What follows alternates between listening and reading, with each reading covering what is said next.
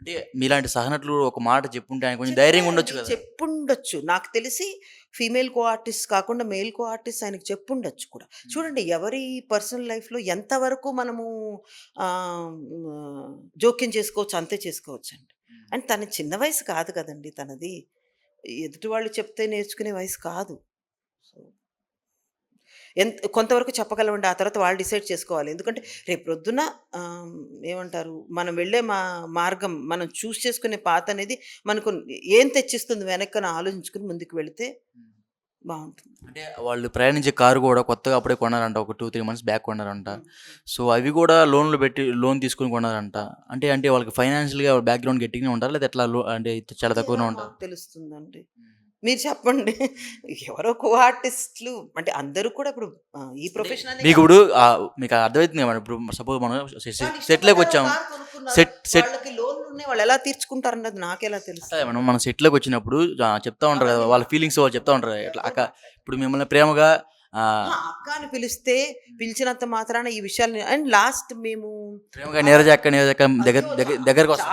చాలా ఇదిగా ఉండేవాళ్ళం. అలా వచ్చినప్పుడు ఆయన బాధలు కానీ కానీ లాస్ట్ 3 ఇయర్స్ మేము పెద్దగా కలిసి వర్క్ సరే చేయలేదండి. అప్పట్లో అయినా సరే ఆయన బాధలు కానీ, లేకపోతే ఆ సంతోషం గాని మీకు వ్యక్తపరిచేవాళ్ళా? హ్మ్. అంతగా మాట్లాడుకోలేదండి ఈ విషయాలన్నీ. 'అల వెంకటాపురం' అనే సీరియల్ అయిపోయింది 2022 బిగినింగ్‌లో. ఓకే. కరోనా లాస్ట్‌లో ఆల్‌మోస్ట్. 21 అంతా కరోనా హ్మ్. గదండీ! 2021 కరోనా. హ్మ్. ఆ! సో, అప్పుడు బిగినింగ్‌లోనే అంటే నా పోర్షన్ వరకు అయిపోయింది. ఓకే. తర్వాత వాళ్ళు కంటిన్యూ చేసారో లేదో కూడా తెలీదు. తనది గూడా అయిపోయినట్టుంది రోల్. హ్మ్. ఆ తర్వాత ఇంకా వేరే ప్రాజెక్ట్స్ చేసినప్పుడు ఏమవుతుందంటే అండి, మేము ఒక ప్రాజెక్ట్ చేస్తున్నప్పుడే హ్మ్. వాళ్ళతో కొంచెం టచ్‌లో ఉంటాం. ఓకే. తర్వాత ఎంతైనా కూడా ఆ ఫ్రీక్వెంట్‌గా ఉండే ఇది ఉండదు. ఎప్పుడో ఒక 4 మంత్స్‌కొకసారి ఎలా ఉన్నావు ఏంటని హ్మ్. మాట్లాడడం జరుగుతుంది. హుహు. హ్మ్. అంతే. సో, ఇప్పుడు మీరు ఈ అంటే ఆ పవిత్రగా చనిపోయిన తర్వాత మీరు చాలా వార్తలు చూసే ఉంటారు. ఆమె చనిపోయింది, డిప్రెషన్‌లోకెళ్ళిపోయాడు ఇంకిట్లా. అవి నేను అదేనండి చూడలేదు. ప్రాబ్లమ్ ఏమైపోయిందంటే వి వర్ ఇన్ షూట్. అది ఎక్కువ టైమ్ స్పాన్ ల్యాప్స్ కూడా లేదు లేదండి. 3 ఆ! టు 3 సో, 4 డేస్ ఉంటది. అప్పుడేమైంది ఒకటేంటంటే డీటీహెచ్ అనేది పెద్దగా ఈ మధ్య పెట్టుకోవడం లేదు. మా నెట్‌ఫ్లిక్స్‌లు, హ్మ్. అమెజాన్‌లు ఇవే సరిపోతున్నాయి. అవును. సో, మా షూటింగ్ నుంచి ఇంటికెళ్ళాక ఇల్లు, ఇంట్లో పనులు ఆహ్, అన్నీ అవే సరిపోతాయండి. మాకు నిద్రలే సరిగ్గా ఉండవు. అవును. సో, మా హడావిడిలో మేముంటాం. అంటే ఆవిడ చనిపోయిందని తెలిసిన తర్వాత ఇతను చనిపోయిన దానికి మధ్యలో 2 డేస్ నేను షూట్‌లోనే ఉన్నాను. హ్మ్. అన్ ఏ రోజైతే నాకు గ్యాప్ వచ్చిందో, ఆ రోజు నేను నా కో ఆర్టిస్ట్‌లతో మాట్లాడి ఆ రోజు ఐ మీన్ వెరీ బ్యాడ్ అండి. Very bad. అంటే ఒక నిండు జీవితం హ్మ్. మన వెనకాల ఫ్యామిలీస్ ఉంటాయండి. మనతో పాటు అవి కూడా ట్రావెల్ చేస్తాయన్న విషయాన్ని మర్చిపోకూడదు అవును. ఎవరు. డెఫినెట్‌గా. హ్మ్. హ్మ్.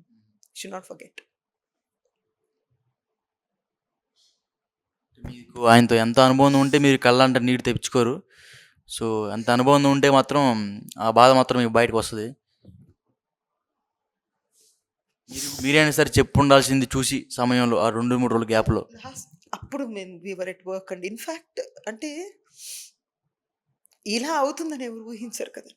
అంటే ఆల్రెడీ ఒక టీవీ ఛానెల్ ఇచ్చిన ఇంటర్వ్యూ ప్రకారం అయితే త్వరలోనే మీరు గుడ్ న్యూస్ వింటారు అని ఒక 2 అది డేస్ నేను నాకు బ్యాకే 2 తెలీదండి. డేస్ బ్యాకే అది ఒకటి నాకు తెలీదు. ఆ విషయం హ్మ్. అంతా నాకు తర్వాత తెలిసింది. హ్మ్. తను హ్యాంగ్ చేసుకున్నాడని నెక్స్ట్ డే మార్నింగ్ హ్మ్. ఇవంతా తెలిసింది. అంటే ఆయన ముందుగానే హింట్ ఇచ్చి చేశాడని బయట వార్తలొస్తున్నాయి. అంటే త్వరలో గుడ్ న్యూస్ వింటారు 2, 3 రోజుల్లో అని అని హింట్ ఇచ్చి ఆ! ఇట్లా హ్యాంగ్ చేసుకున్నాడు. ఆ! ఆ హింట్‌ని గూడా వాళ్ళ ఇంట్లో వాళ్ళు గాని, లేకపోతే వాళ్ళ బ్రదర్స్ గాని ఎవరు పసిగట్టలేకపోయారు. పసిగట్టలేకపోయారన్నట్టు రాలేదండి. వాళ్ళు చాలా ట్రై చేశారట. హ్మ్. ఇంటికొచ్చేసేయి అలా చేయొద్దు అని. అంటే నేను అది వాళ్ళు జస్ట్ ఇప్పుడు మీరు మిమ్మల్ని ఏం అంటే ధైర్యం చెప్తున్నారు. అంటే మోటివేషన్‌గా చెప్తున్నా సరే, అది వెంటనే ఫోన్ పెట్టేస్తున్నానని బయట కొన్ని వార్తలొస్తున్నాయి. ఎవరేం చేయగలరండి చెప్పండి మీరు హ్మ్. మాత్రం. ఎవరేం చేయగలరు? ఆ టైంలో కుటుంబ సభ్యులు లేకపోతే మీలాంటి వాళ్ళ స్నేహితులు అండగా నిలుస్తుంటే అది మంచిగుండేది. ఏవండి ఆయనకి అండగా నిలవట్లేదు అని మీరెందుకు ఫీల్ అవుతున్నారు? హ్మ్. ఆయన వినట్లేదని ఎందుకు ఫీల్ అవ్వట్లేదు? వినే వ్యక్తి అయితే ఇదంతా జరగదు కదండీ! హ్మ్. కదా! అదా ఆలోచించాలి మీరు. హ్మ్. అంటే ఫ్యామిలీ వద్దని అనుకుంటారండి? హ్మ్. వైఫ్ వద్దని అనుకుని ఉంటుందండి? మీరు ఆ ఇంటర్వ్యూస్ చూసారు కదండీ! మీకు పాపం అనిపించలేదా ఆవిడని చూస్తే మరి? వద్దని ఎవరు అనుకుంటారండి? వాళ్ళ ప్రయత్నం వాళ్ళు చేసుంటారు కదండీ! హ్మ్. మరి. నాకొకటే బాధేంటంటే, ఆ అమ్మాయి తను వర్క్ చేస్తూ ఫైనాన్షియల్‌గా ఇండిపెండెంట్‌గా ఉండుంటే బాధ కొంతవరకు తగ్గుతుందండి. ఎందుకంటే తప్పుదారిలో వెళ్ళిపోయినప్పుడు కనీసం తన ఫ్యామిలీని తను సపోర్ట్ చేసుకోగలుగుతుంది. అవును. ప్రతి ఒక్కళ్ళు కూడా అలాగే ఉండాలి. హ్మ్. ఇప్పుడు సమాజంలో వచ్చే మార్పులు చూస్తుంటే ఎవరికి వాళ్ళు వాళ్ళని వాళ్ళు సపోర్ట్ చేసుకోగలిగేలా ఉండాలి. హ్మ్. అది హస్బెండ్ అయినా, అత్తమామలైనా, తల్లిదండ్రులైనా, సిస్టర్స్, బ్రదర్స్ అయినా ఎవరి మీద డిపెండ్ గాకుండా వాళ్ళ కాళ్ళ మీద వాళ్ళు నిలబడితే కొంతవరకు బెటర్‌గా ఉంటుంది. అందరూ కూడా అది చేయగలగాలి. నేనది ఆడవాళ్ళని అనట్లేదు, మగవాళ్ళైనా సరే.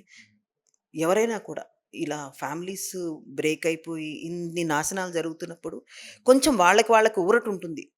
దేనికి కూడా ఎవరి మీద డిపెండ్ అవ్వకుండా ఉంటే కనీసం ఆ రకంగా బాధుండదు వాళ్ళకి. ఓకే. ఈ ఈ ఈ ఏరియాలో మనం కొంచెం స్ట్రాంగ్‌గా ఉన్నాం. ఓకే. ఫైన్. ఫైనాన్షియల్‌గా మనం స్ట్రాంగ్ ఉన్నాం. లేదా మనకు ఒక కెరియర్ అంటూ ఉంది. మన మన ఫ్యామిలీని మనం హ్మ్, ఆ రకంగా కాపాడుకోగలం.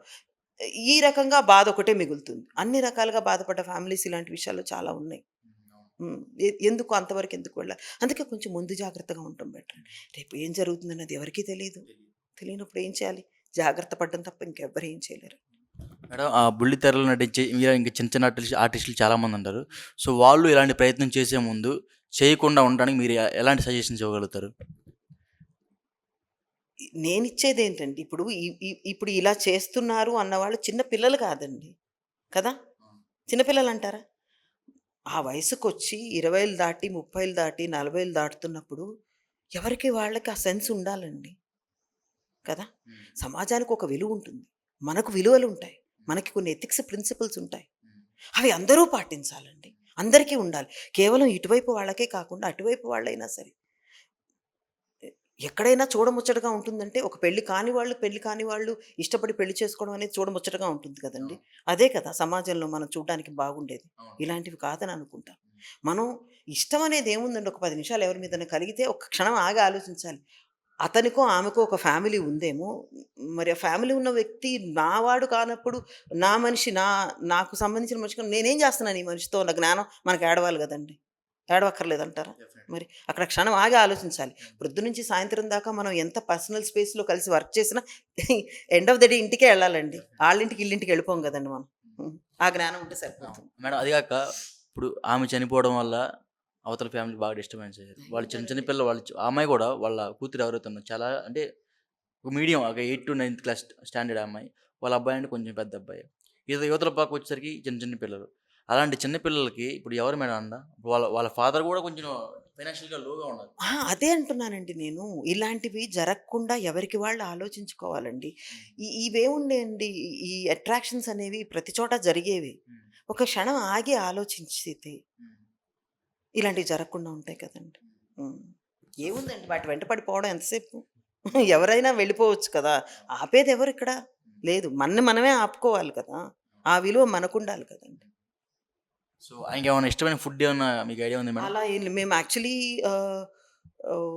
అల వెంకటాపురం అయితే జనరల్‌గా చాలా వరకు కూడా కలిసే భోంచేసేవాళ్ళమండి. 1 ½ ఇయర్ చేసాం ఆ ఓకే. సీరియల్. 1 ½ ఇయర్ చేశారు. ఆ!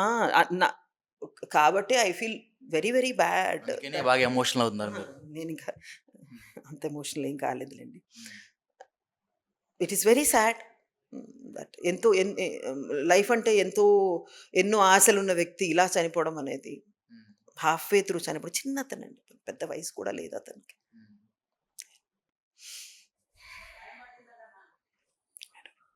సో ఫైనల్‌గా ఇండస్ట్రీకి ఒక్క మాటలో ఏం చెప్తారు? ఇండస్ట్రీకే కాదండి. ఎవరికైనా కూడా అండి. ఓకే. మీరు అలా అపోహ తీసేయండి. ఇండస్ట్రీలో మాత్రమే ఇవి జరుగుతాయి అన్న అపోహ దయచేసి తీసి పక్కన పెట్టేసేయండి. ఓకే. ఎక్కడైనా జరుగుతాయండి. హ్మ్. యూ విల్ మనిషి అనేవాడు ఎక్కడైనా ఉంటాడండి. హ్మ్. ఈ వ్యామోహాలనేవి ఎక్కడైనా ఉంటాయి. అవును. ఒక్క ఈ చోటే ఉండదండి. హ్మ్. మేబీ మేము కొంచెం పర్సనల్ స్పేస్‌లో పర్సనల్ టైమ్ కొంచెం ఉండొచ్చు మాకెక్కువగా. కార్పొరేట్ ఆఫీసెస్ కంటే. దట్ డజంట్ మీన్ దట్ వీళ్ళే అలా ఉంటారు. వేరే వాళ్ళు ఉండరని కాదు. ఎవరికైనా కూడా మనని మనం ఒక్కసారి సరిచేసుకోవాలి. ఆలోచించాలి. మనం వేసే అడుగులు ఎలా ఉన్నవి? హ్మ్. మన వల్ల మనకే కాకుండా ఎదుటి వాళ్ళకి కూడా నష్టం జరుగుతుందా అని. సో మీకు వాళ్ళ వైఫ్ ఏమన్నా టచ్‌లో ఉందా మేడం ఇప్పుడు? అదివర ఇదో ఇదో ఇదో ఇప్పుడు నేను కాదు. ఇదివరకైనా సరే. నేనెప్పుడు కలవలేదు శిల్పాని ఆవిడని నేనెప్పుడు కలవలేదు. హ్మ్. I never got to meet her. Maybe ఇప్పుడు వెళ్లి కలుస్తాను ఒకసారి. డెఫినెట్‌గా ఎళ్లి కలవాలా? మీరు కొంచెం ఐ వాళ్ళకి హావ్ టు. ధైర్యం ధైర్యంగా ఉంటే డెఫ్ వాళ్ళు కూడా ఓకే. మన వెనక ఉన్నారు. ఇండస్ట్రీ ఉంది. ఇబ్బంది లేదని కొంచెం వాళ్ళు ప్రౌడ్‌గా ఫీల్ అవుతారు. యాహ్! అది నేనేమి చేయలేను వాళ్ళకి. బట్ నేను నాకు చందుతో ఉన్న అనుబంధానికి వాళ్ళని వెళ్లి కలుస్తాను. Okay madam. Thank you madam. So చూసాం కదా! ఇప్పుడు మనం నీరజ వాళ్ళ కో ఆర్టిస్ట్ ఎవరైతే ఉన్నారో వాళ్ళతో మాట్లాడడం జరిగింది. నీరజ గారితో. సో మనం చూసాము ఆమె కూడా చాలా ఎమోషనల్‌గా మాట్లాడడం జరిగింది. సో ఇప్పటికైనా సరే ఇట్లా చిన్న చిన్న వ్యామోహాలకు కొంచెం దూరంగా ఉండాలి అని ఆమె చెప్పడం జరిగింది. సో కెమెరామెన్ ముఖేష్‌తో గోపి, రెడ్ టీవీ.